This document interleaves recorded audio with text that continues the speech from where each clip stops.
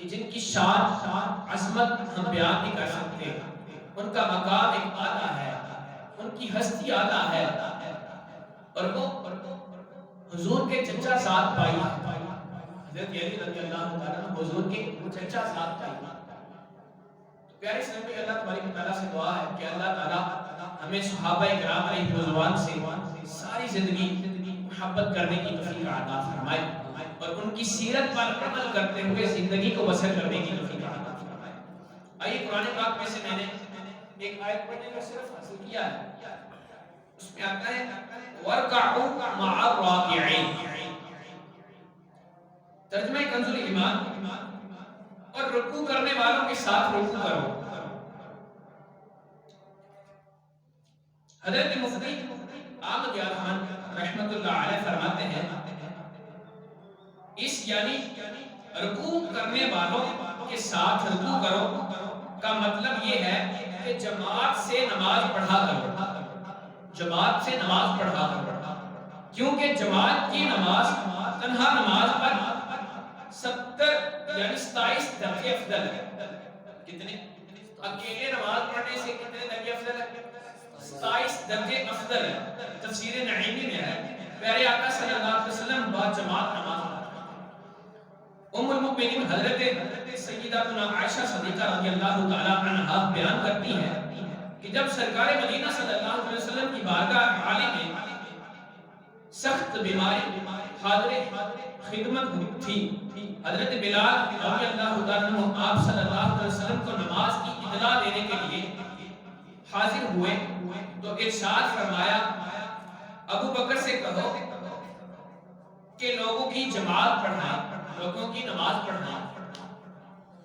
پھر جب حضرت سیدنا ابو بکر صدیق رضی اللہ تعالیٰ عنہ نماز پڑھانے میں مشغول تھے، اس دوران آپ صلی اللہ علیہ وسلم نے اپنی مبارک طبیعت میں کچھ بہتری محسوس کی، کچھ بہتری محسوس فرمائی، تو اٹھ کر 2 شخصوں کو سہارا دینے کی سعادت عنایت فرما کر مسجد کی جانب اس طرح تشریف لائے۔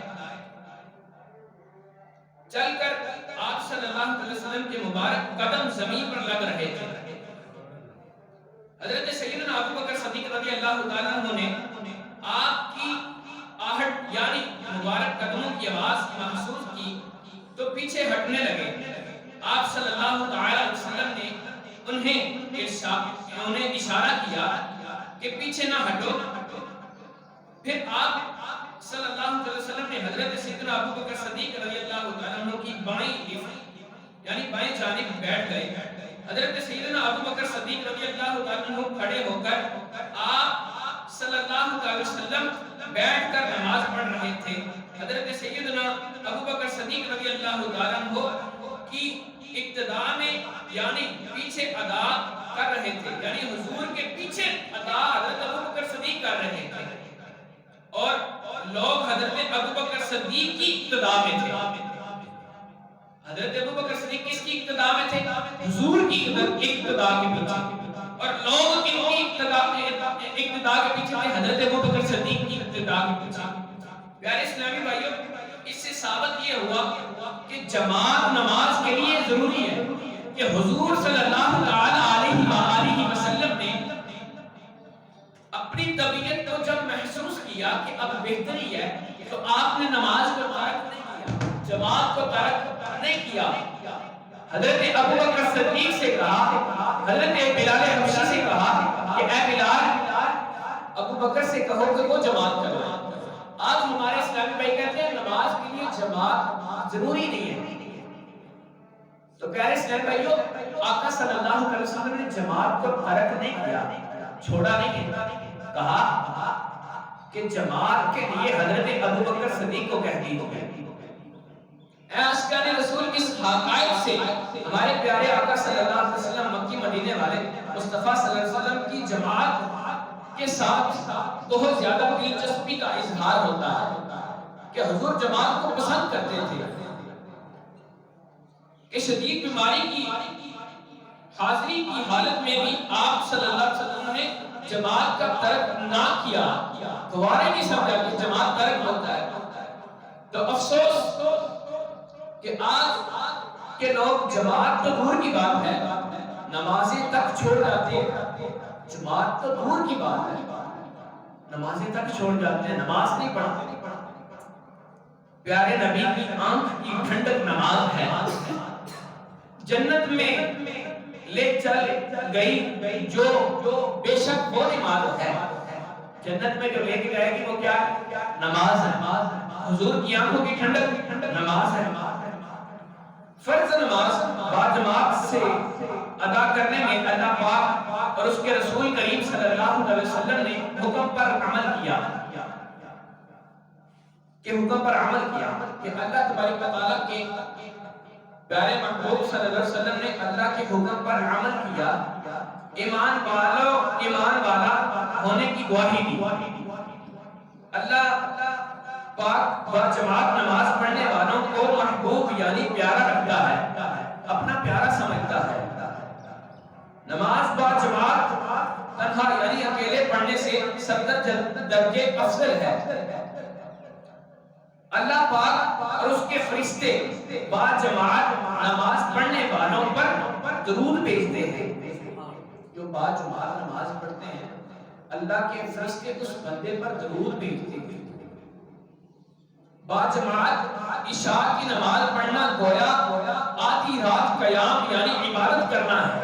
اگر باجماعت نماز ادا کی ہے عشاء کی تو گویا کہ ایسا ہے کہ جیسے آدھی رات قیام کیا، عبادت کی ہے۔ فجر کی نماز باجماعت پڑھنا گویا پوری رات قیام یعنی عبادت کرنا ہے۔ جس نے فجر کی نماز اور عشاء کی نماز باجماعت پڑھی ہو وہ ایسا ہے کہ جیسے اس نے پوری رات قیام کیا، پوری رات عبادت کی ہے۔ تو پیارے اسلامی یہ نماز کی مثال، نماز پڑھنے والے کی مثال، نماز پڑھنے والے کی فضیلت ہے۔ تو آج ہم دیکھیں کہ ہم کتنی نمازیں پڑھتے ہیں، کتنی نمازیں چھوڑتے ہیں۔ باجماعت نماز پڑھنے والا کل صراط سے سب سے پہلے بجلی کی مانند گزرے گا۔ کس کی مانند؟ بجلی کی مانند۔ تو پیارے اسلامی ہم خود دیکھیں کہ ہم کتنی نمازیں باجماعت پڑھتے ہیں، کتنی جماعت کے بغیر پڑھتے ہیں۔ اللہ تبارک و تعالیٰ سے دعا ہے کہ اللہ تعالیٰ ہم سب کو باجماعت نماز پڑھنے کی توفیق عطا فرمائے۔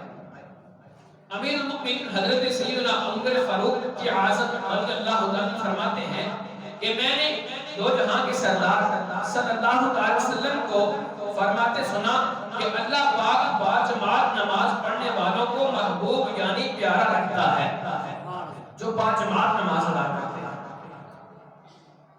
فرمان مصطفیٰ صلی اللہ علیہ وسلم مروی ہے کہ نماز مسجد میں باجماعت یعنی جماعت کے ساتھ گھر میں اور بازار میں پڑھنے سے 25 درجے زائد ہے۔ صحابی ابن صحابی حضرت سیدنا عبداللہ بن عمر رضی اللہ عنہ سے روایت ہے کہ تاجدار مدینہ صلی اللہ علیہ وسلم نے فرمایا، آپ فرماتے ہیں کہ نماز با جماعت تنہا پڑھنے سے 27 درجے افضل ہے۔ تو اے عاشقان صحابہ اکرام، اے عاشقان رسول، ہم خود دیکھیں کہ ہم کتنی نمازیں پڑھتے ہیں۔ کیا ہم نمازیں پڑھتے ہیں؟ کیا ہم اللہ رب العزت کے بتائے ہوئے طریقے پر عمل کرتے ہیں؟ کیا ہم نے کبھی سوچا کہ ہماری کتنی نمازیں ضائع ہو جاتی ہیں، ضائع ہو جاتی ہیں؟ کبھی ہم نے سوچا ہے؟ کبھی ہم نے سوچا کہ ہم کتنے گناہ کرتے ہیں؟ ہم توبہ کر کے پھر گناہ کرنے شروع کر دیتے ہیں۔ ہم اللہ رب العزت کی بارگاہ میں آتے ہیں، لیکن کچھ لوگ ایسے ہیں کہ وہ آتے ہیں صرف دکھلاوے کے لیے۔ آقا صلی اللہ علیہ وسلم کی احادیث پاک ہے کہ حضور فرماتے ہیں کہ وہ نمازیں جو تم خلوصاً اللہ رب العزت کی ثواب کی خاطر نہیں نہ پڑھتے، ثواب کے لیے نہیں پڑھتے، قیامت کے دن وہ نمازیں تمہارے منہ پہ ماری جائیں۔ وہ نمازیں جو تم پڑھتے تھے وہ قیامت کے دن تمہارے منہ پر ماری جائیں۔ آئیے خلوصاً اللہ رب العزت کی ثواب کی خاطر جو عمل کرتے ہیں ان کے بارے میں سنتے ہیں۔ کہ قیامت کے دن اللہ رب العزت کی بارگاہ میں 3 شخصوں کو حاضر کیا جائے گا. ایک قاری قرآن ہوگا، ایک مالدار ہوگا